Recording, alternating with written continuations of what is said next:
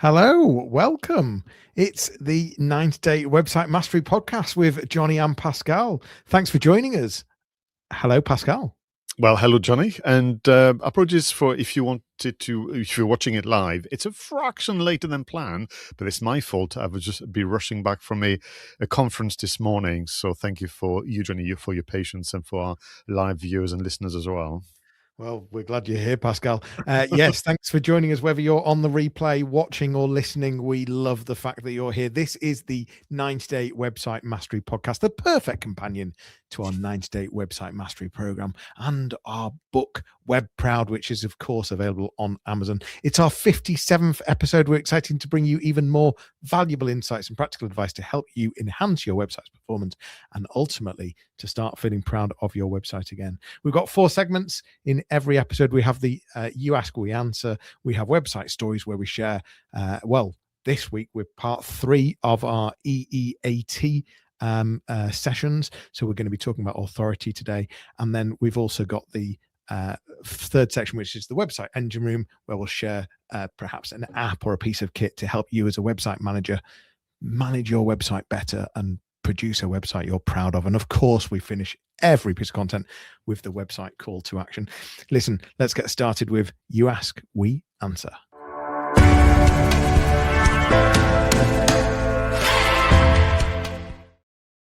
Now, this is a lovely question, actually, for this segment, Johnny, because this came about during a in-person masterclass, and I've been obviously banging the drum for many, many years now about content creation and, how now our thinking's been challenged with, AI overviews and generative engine optimization. And so we were working on the copy, and so and of course, you must make sure you have a good visuals to accompany this lovely articles. And the conversation went into the tagging of those photos. So someone said, "Well, I'm using a WordPress site, and whenever I upload a photo, I've got this bizarre form that pops up with different fields. I'm not so sure what to do with them, but actually, I think, lacking the discipline, or I'm not very consistent. Sometimes I do it, sometimes I don't, and so on. So I want to explore all that with you. But the question is literally as follows. When I upload a new image on my website using the WordPress CMS, I can see fields to be completed. What are they for, and how do I use them? How do I motivate myself to do so? So, very long question, multi things in there. But can I ask you, I mean, you will obviously be more than familiar with the fields that would accompany an image upload on the website. Can you take us through again, your own experience and you kind of own thoughts on that? Yeah, well, I was delivering a workshop yesterday evening about AI visibility, and I found myself talking about the naming of images and not calling them 123.jpg. And I'm in my mind, I'm like, I was saying this 20 years ago. Am I starting to sound a bit sort of out of date here? But what's crazy is that stuff that good SEO that we were doing many, many years ago is just even actually more important right now, because especially when we bring AI visibility into it. So I think before we even get to WordPress and the discipline, which actually, Pascal, you're more disciplined than me, so I'm interested to hear your take on that. But actually, before we even get to the fields to fill in, we need to make sure that we're even naming the file correctly and using descriptive words, not stuffing keywords, but actually just, whether it be the brand or whether it be just describing what's in that image in a few short words. And that becomes the name of the image that you're then uploading. But yeah, you've got a whole rich section of fields where you can populate data, and what we say in SEO and visibility is, if you've got a field to fill it in. So if you're creating a new LinkedIn profile, if you're creating a Google business listing, fill every field in. So you've got things like alt text, which is the alternative if an image is not shown for accessibility reasons or whatever it might be on a website, then it's what text is shown instead of the image. You can have the title of the image included in the field, which is sort of the internal reference, and that helps you even just from searching for the right image when it comes to the searching for images in your media library. So much easier if you actually give the image a title. Captions, those are the words that might be underneath the image that are visible.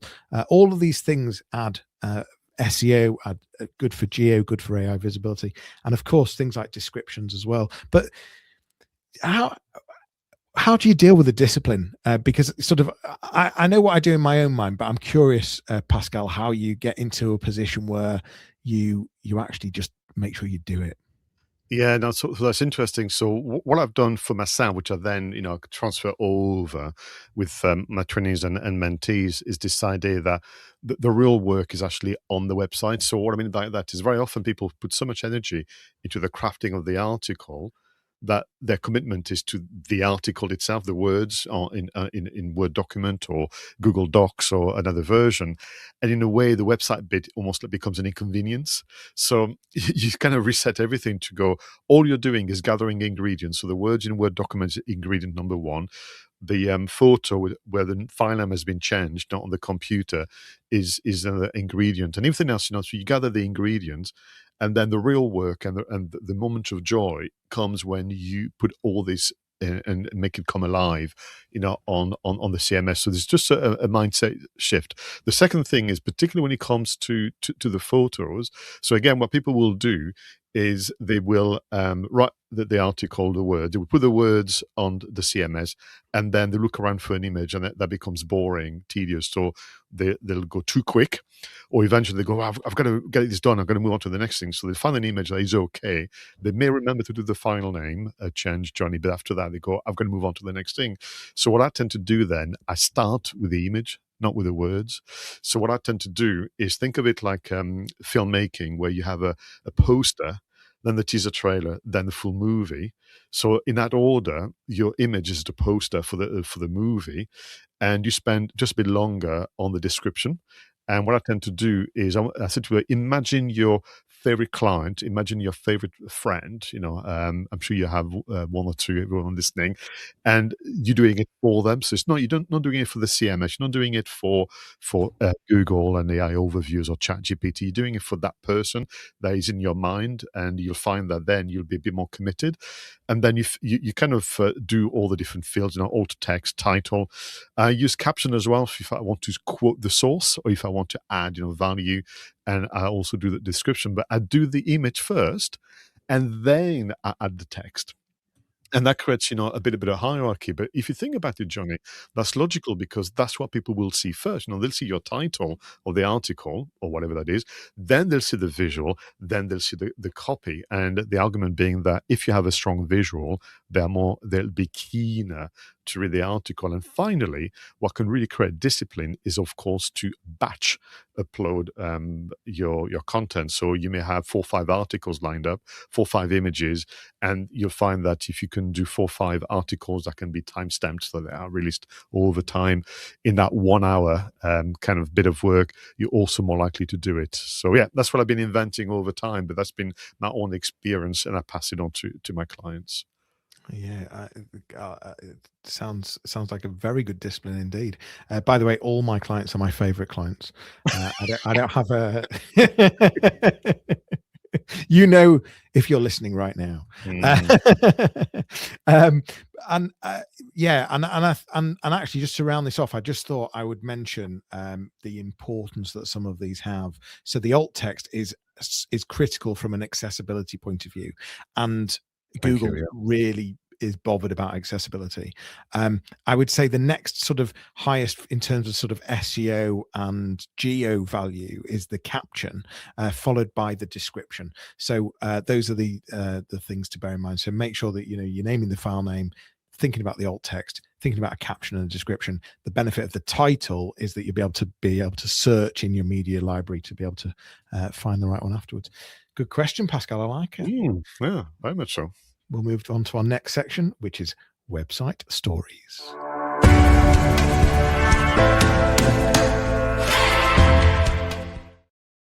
So as you mentioned, Johnny, during the introduction, we are still going through this wonderful article from Ahrefs.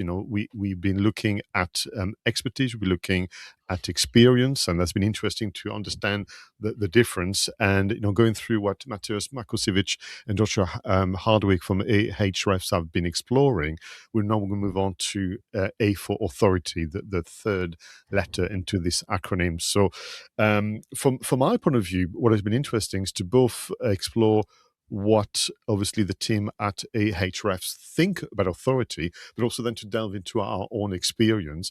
Now, this one is kind of interesting because, again, we may have some challenge between authority and the final letter, Johnny, of T, which is trustworthiness, because you could argue, what's the difference? But as far as the team at Ahrefs is concerned, this is what is meant by authority. Authority means being recognized by others as a trusted go-to source in your field or industry.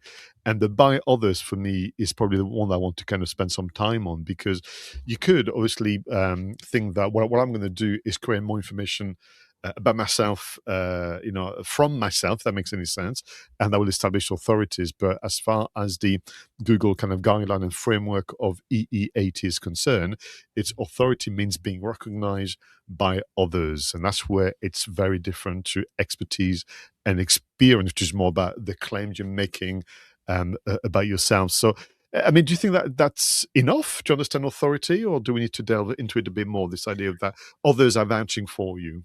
Yeah, you're right that there's such a huge crossover, isn't there? However, if we were to look at it like this in terms of what others are saying, I think that's actually a really good way to segment them. Because we know that there's such a crossover. So for me, the thing that screams out here is actually just good old fashioned PR, and not just sort of making up stories, but obviously we're looking for real stories where there's real credibility to have that PR in place. So good SEO, good link building is built on things like PR. So I think authority comes from if you have the authority, it makes sense that you are going to be featured in different places. So from a thinking about some of the e-commerce brands I work with, whether they online retailers, whether they're small or large, it doesn't really matter, but being featured in things like gift guides, being featured in magazines, being featured on other websites is a brilliant way to create authority, to demonstrate authority. I think I'd be interested to see where the segment goes from this article in terms of trust in the next episode. I agree. Mm-hmm. But the other thing that comes to mind is reviews. So third parties saying what they think about you, and I think that does build authority.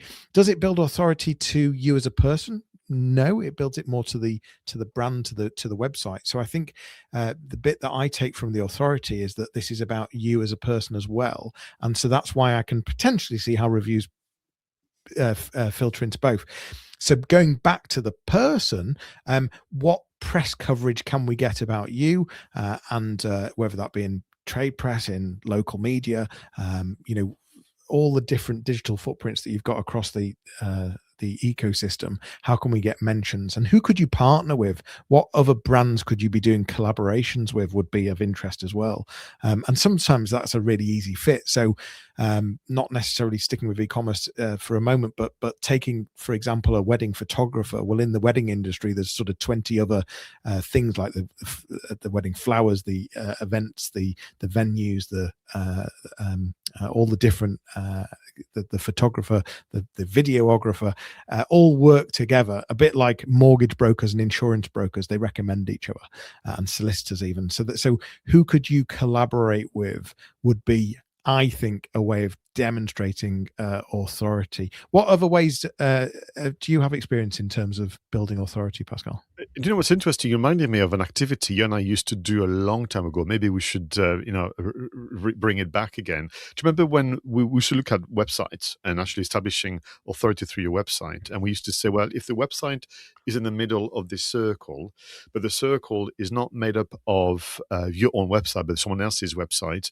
and we used to have four groups. Remember, we used to have business directories was one group of website. We used to have the industry news was a group of websites. So we used to kind of create this idea of you're going to ring fence your website with the support from others. And that's really quite important. So I think the other thing that people need to, again, it's about having a system, isn't it? If you are invited to speak, it could be a small business, localized business club. It could be a larger event, but can you make sure that actually that invitation appears online? It doesn't have to be an Eventbrite page. It can be just the local business club's website is got you listed as the guest speaker for an informal Q&A and so on, because all this add validation to course, people, but also for the platforms. So I think for me, it would be a good thing. And you're very good at this, by the way.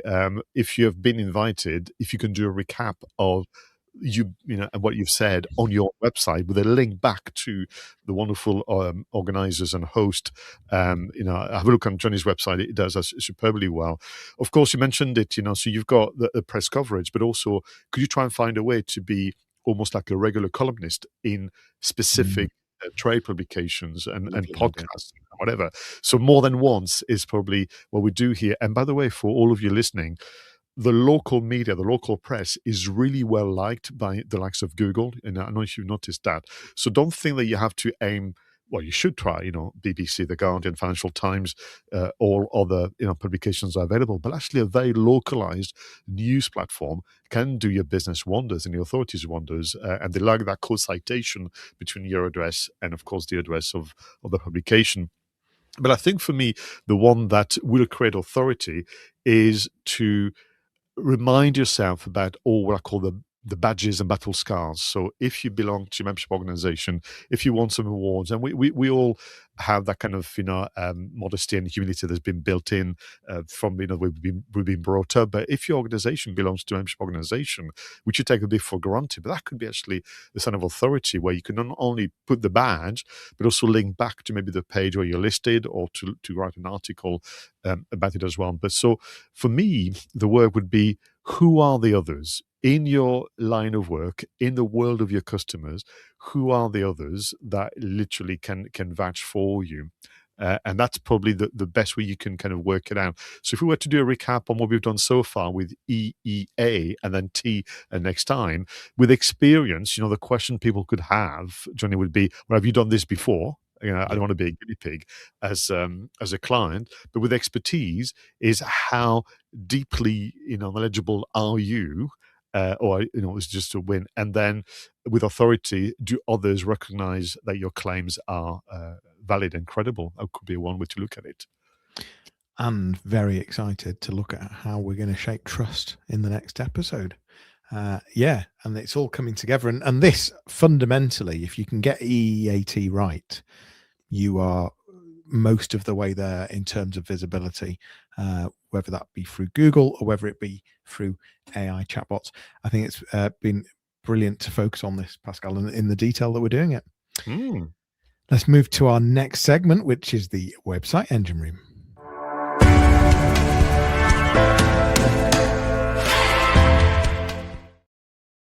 Now, in this part of the show, Jonny and I surprise each other with a new discovery from the interweb, something that can make life easier as a content creator and website manager. So what have you come across, Jonny? Well, I do have my favorite note taker. However, there is a huge buzz right now about a specific note taker, and having a play with it and hearing some of my peers using it, it's quite impressive. It's called Granola AI. It's an AI note taker that listens to your meetings, formats the transcripts into notes. You can even send it into a meeting when you're not even there. There's other competitors out there, but it is standing out right now, and there's a lot of people liking it. So have a look at it. Granola. I think it's granola.ai, but if you just Google Granola note taker, you will find it straight away. Well, that's interesting because, we prepare the show notes separately. We're very, very busy. We look forward to, this is an excuse for you and I to get together. People have discovered that, I'm sure by now. The podcast is for you and I primarily, just joking. But so it so happens that I also have something all to do with audio and audio transcription. So without, consulting you in advance. So I've been recommending a lot for my clients to capture conversation where they can. It could be also monologues, by the way. You're in your car, you're thinking something through. That could be a new service, that could be a lovely article idea, that could be a campaign on social media. And there's something about the way we speak compared to the way we write that is very, very important, Johnny. And I think you and I've studied this for many years now with the podcast production. So I've been asking my clients to do something to actually check their mobile phones. And number one, make sure that you have the latest, updates. You've got the operating system, because by now, all mobile phones have had historically a native audio recorder, but they should not now, by now, all have an AI transcription feature free of charge. And to be honest with you, that's been kind of a revelation, because in the past you'll have had to use an app, maybe also try and chat to Copilot and then hope for the best and so on. So now you're in a situation where you could have, with permission, a meeting with a client, and you can get that transcribed. That could become, all manner of resources and reports. But also, again, with permission and credits being given, if you went to a series of events over the course of the year, you could essentially then put together an amazing kind of events roundup article with links to, the authorities and that kind of thing, which will help you a great deal. The limits essentially is whatever your imagination will take you. But yeah, so native audio recorders, by now, they're all going to have an AI transcriber and summarizer. Go and check it out. And the power of voice noting, talking, not only is it the whole thing richer, because you tend to say more things than you would have written down or typed, but we speak 3 times faster than we write, so you can brain dump so much quicker and give much more richer information. So whether it's in a meeting or whether you're just using it to record just whilst you're out walking the dog or whatever else it might be, highly recommend just using the native app as well. Yeah, definitely. Nice apps. And I love the synergy, Pascal. Let's move to our website call to action.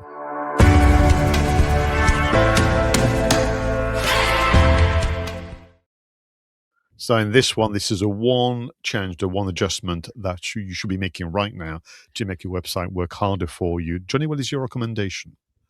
So I've been running some workshops for Adventure in Yorkshire recently on how to sell without being salesy, which has been quite interesting, and it fits really well into marketing. Marketing and sales is, I typically call this growth nowadays.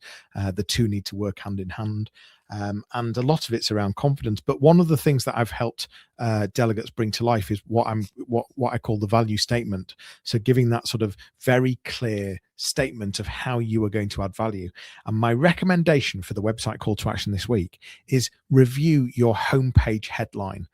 You've got seconds, not minutes, but you've got 3, 4, 5 seconds max to make sure that your headline is clearly explaining what you do, clearly explaining who you help, and why potential clients or customers should be choosing you. And that ultimately all comes out of having a very clear value statement, obviously written in your tone of voice, in your brand, but you've got 3, 4, 5 seconds to get across why someone should choose you. And that is all about speaking in their language and getting across your value. So explore your value statement and update your headline on your homepage would be my call to action. Thank you very much. Such a wonderful reminder to revisit that list, once or twice a year. And listen, everybody, it's not easy, but that's the way it should be. Like literally what Johnny is mentioned is important, but not easy. And if it's easy, you're probably not doing it right. That makes any sense, Johnny? You want to spend some time on that to maybe get some feedback from real people, not just AI, because you never know. AI could just agree that you're amazing at writing headlines. So mine is informed, I guess, by this conversation today. But again, I was doing quite a bit of work doing masterclasses on AI for digital marketing, and of course, content is a big, massive thread.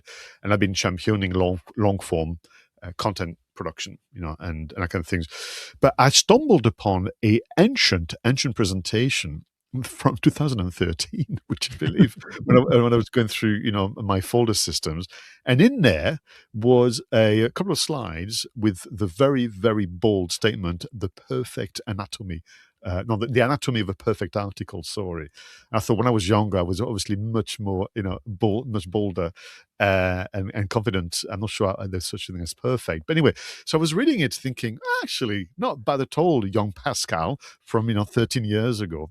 But there was one thing in there that I must confess, even I will be guilty of forgetting, which is to add citations and add links to authoritative sources to essentially complement, supplement, and sometime validate what you're doing in your long form article. So my call to action is to review your website traffic reports and look at your big hitters, the best performing blog articles or similar resources, and literally, with the support of a good AI search engine, add the stats, add trends, add links, add citations to books and more in terms of authority with links. So the links out are an important little signal as well as part of the EEAT I've spoken about.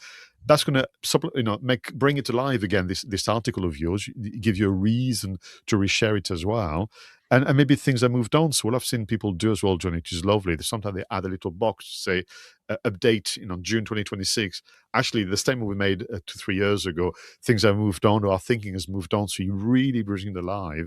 But that would be my recommendation: adding external citation, if you will, with links to supplement your best performing articles. And as you say, that's a great thing to boost your EEAT. So a nice finish. We've been talking about, look, you've got authority, but is your site showing it? And we've given you lots of tips on how you just need to be explicit and get that across, and lots of methods to start getting other people to start mentioning you in terms of your authority. We've shared some great apps. We've focused on AI transcripts today as well, and some call to actions on things that you should be doing, that you could do on your website right now to start feeling proud. And of course, putting some discipline in place for uploading images and getting the best out of it. So that's from an accessibility point of view, and making sure that you're getting the best out of SEO and geo. Thank you very much, Pascal. You're very welcome. It's been a pleasure to research all this. That is a wrap for episode 57 of the 90-Day Website Mastery Podcast, your audio companion to the 90-Day Website Mastery Program. For more information, visit 90daymarketingmastery.com, where you can book a discovery call with either myself or Pascal. It's goodbye for now. Thanks so much for joining us. Let us know what you think. Leave us a review, tell a friend, and we will see you on the next episode. Take care.